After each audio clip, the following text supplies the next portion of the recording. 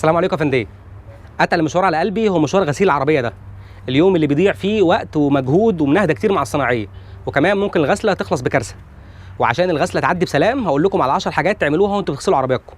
وبدل ما اشتري معدات يعني واوجع دماغي، فانا قلبت العربيه دي من وان ستوب اوتو كير. دول بيقدموا خدمات غسيل كده دليفري وتغيير زيت دليفري وصيانه سريعه دليفري، حاجات كتير يعني. هحط لك اللينك بتاعهم في الديسكربشن، بصوا عليهم. يلا بينا.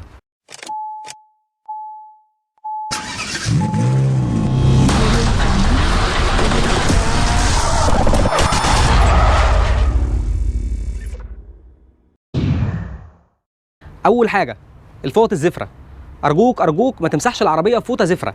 الفوط دي اصلا بدات حياتها كفوط عاديه زي كده.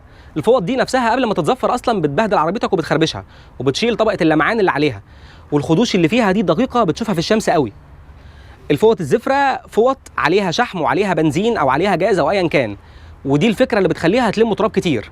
ولما بتتركن كل يوم بعد ما بتمسح بيها العربيه، التراب اللي عليها ده بيحجر وبيبتدي يصنفر عربيتك حرفيا، بيشيل من عليها الواكس، فتلاقي العربيه بعد شهرين ثلاثه ما بتلمعش خالص غير لما تحط عليها ميه. الحل انك تمسح العربيه بفوطه ميكرو فايبر زي دي. الفوط دي ناعمه وما بتمسكش في التراب وما تخلوش بعد كده يكحت في العربيه، وسعرها مش غالي قوي. تاني نقطه الصابون او البريل او منظفات الارضيات او اي حاجات دي، بطلوا تحطوها على العربيات. انا عارف ان فكره شامبو العربيات فكره مرفهه ومترفه قوي، وناس كتير بتبص لها انها يعني حسواكه ملهاش لازمه، بس لازم تبص الموضوع من ناحيه تانية. الصابون او المنظفات دي بشكل عام بتشيل طبقه الواكسنج من العربيه، وكمان بتشيل الورنيش بتاع الدهان، فتلاقي نفسك بعد فتره ظهر عندك قرح في السقف، او لون العربيه طفى خالص والعربيه بقت مجربه وعايز ترشها. الرش ده بيكلفك الافات، وكمان بينزل من ثمن العربيه لما تستغنى عن دهان الفابريكا يعني. فالاستثمار اللي انت بتحطه في الشامبو بتاع العربيه ده على المدى الطويل بيوفر لك كتير وبيحافظ على عربيتك بدهان الفابريكا بتاعها، يعني مش رفاهيات ولا حاجه. رقم 3، عندك بقعه على العربيه او جار ليك وقع اي حاجه على العربيه والبقعه شكلها مضايقك وعايز تشيلها. حل السحر طبعا، هات تنر هات جاز واديها دعك في الدهان. اللي انت بتعمله ده هيضيع الورنيش وهيضيع الواكسنج من على الدهان بتاعك، وهتلاقي العربيه ماشيه فيها بقعه كده مجربه، حتت بتلمع وحتت لا، وبعد كده تقعد تستغرب وتروح تعملها كلها واكسنج عشان تكلفها قد كده. الحل في منظفات بتنظف البقعه اللي موجوده على العربيات، هتلاقيها موجوده وممكن يعني هبقى اكتب لكم اسمائها في الديسكربشن. استخدم المنظفات دي هتشيل البقعه بسلاسه وبدون اي مشاكل. ولو بقعه يعني مستعصيه قوي قوي ممكن تحط عليها ميه سخنه هتدوبها. نمرة 4، لو بتغسل العربيه عند البيت هات معاك جردلين، جردل فيه ميه بمنظف والجردل الثاني فيه ميه نظيفه. هات الفوطه الميكرو فايبر اللي قلنا عليها، حطها في الميه بالمنظف وامسح بيها جزء واحد بس من العربيه، رفرف كبوت الكلام من ده. وبعدين حط الفوطه بعد ما تغسل الجزء ده في الميه النظيفه ونضفها وامسح بيها الجزء ده تماما. ما تسيبش الميه بالمنظف على العربيه كلها لمده ساعه وبعدين ترجع تجيبها كلها من الاول تاني وتشطفها، عشان الصابون اللي هيبقى موجود على العربيه ده او المنظف هيسيب بقع عليها. كمان لما تيجي تغسل اغسل من فوق لتحت، اغسل السقف كبوت وشنطه رفارف، بعد كده العتب. بلاش تجيب من تحت لفوق عشان اكتر وساخه موجوده في العربيه موجوده تحت، فلو انت ابتديت تغسل من تحت هتحط الوساخه دي في الجردل وبعدين ترجع تشيلها تاني تطلعها تجرح بيها العربيه كلها تاني من فوق. خامس حاجه، ما تغسلش العربيه في الشمس او هي سخنه. العربيه لما بتكون سخنه الطنابير ممكن تتضرر من الميه البارده، الموتور ممكن يتضرر من الميه البارده، ممكن تحصل مشاكل كتير فيها. لو عايز تغسل عربيه اتاكد انها الاول بارده وما كانتش رايحه مشوار طويل، وانها بنت ناس كده يعني تستحمل الميه البارده وتاخد لها دش مريح. كمان الغسيل في الشمس مشكلته ان الشمس بتنشف بسرعه الميه اللي موجوده على العربيه، فهتسيب لك بقعه. ضروري لما تغسل في الضله وتنشف انت العربيه بنفسك عشان تبقى كلها ما فيش فيها اي بقعه والميه اتنشفت في وقت واحد. نمره 6، لو عايز تنظف الجنوط بلاش بقى فرشه بلاط تفضل تدعك في الجنوط لغايه اما تخربشه كله وتضيع اللمعه اللي فيه.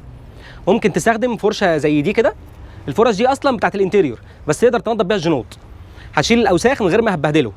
ولو عايز تستخدم فرشه ثانيه يعني من اللي عندك بتاعه التنظيف، يا ريت يكون الريش بتاعتها مش ناشفه قوي ومش حاده عشان ما تبهدلش الجنوط بتاعك. لو الجنط بتاعك مش مدهون استخدم بقى اي ماده كاويه انت عايزها، عايز تحط عليه ميه نار، عايز تحط عليه بنزين، انت حر، نظفه باللي انت عايزه. بس لو مدهون ضروري جدا ما تستخدمش اي ماده كاويه عليه عشان ما تبوظش الدهان اللي عليه. وكمان اي ماده هتستخدمها تجنب انك تجيبها على الكاوتش، هو صحيح ماشي على الارض طول النهار بس هو في الاخر مطاط، واي ماده كيماويه هتيجي عليه هيتاثر بيها. نمره 7، لو عندك السكرات قديمه على الازاز وباظت من الشمس ومش عايز تطلع، في 3 طرق تشيلها بيهم. اهم حاجه الله يكرمك ما تجيبش محرات وتفضل تدعك في الازاز عشان تطلع الاستيكر، ده هيبوظ لك انت الازاز وهيكلفك فلوس كتير قوي بعد كده. اول طريقه، هات اي منظف ازاز من اللي عندك في البيت، رشه على الاستيكر ده بكثافه وابدا ادعكه، هيطلع معاك بسهوله. او هات كتر جديد وطلع السلاح بتاعه وزق الاستيكر من تحت بالراحه من غير ما تجرح الازاز وبرضه يطلع معاك.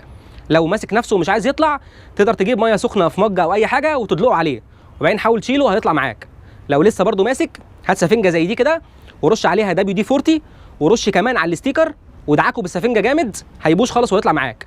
مش عايز يطلع بعد كل ده، مضرب بيسبول وعلى الازاز بتاعك كسره وروح اشتري واحد جديد، ما توجعش دماغنا. نمره 8، لو هتروح تغسل العربيه في بنزينه، ضروري ارجوك ما تفتحش الكبوت وتغسل العربيه بالباجوري بتاع ضغط الميه. او لو هتعمل كده، وافضل انك ما تعملش يعني، لازم تغطي كل الحساسات وعلبه الفيوزات واي حاجه الكترونيه موجوده عندك في الحوض. خليك واثق ان وانت بترفع الباجبوري كده بتوجهه ناحيه الموتور انك بترفع عليه سلاح، والقصه دي مش هتخلص الا لما تطلع منها بضحيه. في نقطه كمان بالنسبه للباجبوري، والباجبوري ده لو ما تعرفوش يعني لسه من الشرح، هو المسدس بتاع ضغط الميه اللي بيمسكوه في المغاسل والبنزينات والكلام ده بيغسلوا بيه. لا، بييجوا يغسلوا العربيه من جوه عاده بيعدوا الباجبوري ده على العتب بتاع العربيه من تحت لفوق. والمشكله هنا ان معظم العربيات فيها علبه فيوزات في التابلو في الجنب الشمال، وممكن العامل وهو شغال بالباجبوري وبيضربه في الحته دي الميه طول علبه الفيوزات وتعمل لك مشاكل، فتجنب ان هم يعملوا الحركه دي. كمان نقطه، لما بييجوا يعملوا الباجبوري على الازاز بتاع العربيه، تجنب ان هو يضرب ضغط الميه في الكاوتش بتاع البيبان، لان عاده ضغط الميه على الكاوتش ده بيبوظه وبيدخل ميه كتير جدا جوه الباب وبرضه هيعمل لك مشاكل. اخر حاجه، لما تيجي تنظف التابلو بتاعك من جوه، بلاش الله يكرمك الفوط الزفره ام جاز، وبلاش الميه، وبلاش كل الحاجات دي. الجلد بتاع التابلو او البلاستيك او ايا كان هيشقق من الكلام ده. في كلينرز بتاعه الانتيريور او بتاعه التابلو او الكلام ده كله، ايا كانت ماركتها، مش لازم الماركه دي يعني، استخدم اي واحد فيهم، هو معمول اصلا عشان يحافظ على التابلو بتاعك، عشان الشمس لما بتيجي عليه وانت حاطط عليه المواد دي كلها هيشقق وهيبوظ منك، وده على فكره هيأثر في سعر العربيه. العربيه لما بيكون من جوه متبهدله وحالتها وحشه، عاده كله بيشك في الكيلومترات بتاعتها ومش هتعرف تبيعها يعني. شكرا لكم يا فندم على المتابعه، اتمنى تكون النصايح دي فادتكم، واتمنى في الوقت الجاي انك تغسلوا عربياتكم بشكل افضل وتحافظوا على الدهان اكتر. اتمنى كمان لو النصايح دي عجبتكم قولوا لي، او سالوا اي اسئله ثانيه في الكومنتس انتوا عايزينها عشان نعمل لكم نصايح ثانيه اكتر، سواء في الغسيل او حاجات ثانيه يعني. شكرا لوان ستوب ان هم ادوني العربيه استخدمتها النهارده في التصوير، وما تنسوش تبصوا على الصفحه بتاعتهم في الديسكربشن، واحاول ان شاء الله قريب نعمل معاهم اوفرز كمان ليكم. شكرا لكم على المتابعه، السلام عليكم.